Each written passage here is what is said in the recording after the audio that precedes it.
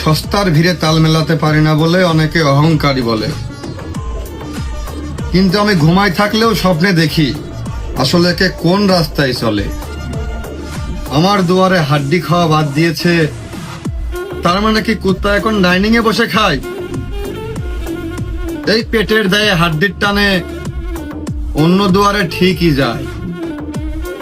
চোখে পানি আবারও আসবে, আমিও মুছিয়ে দেওয়ার অপেক্ষায় থাকি, তবে টিস্যুর বদলে এখন আমি পকেটে সিরিজ কাগজ রাখি।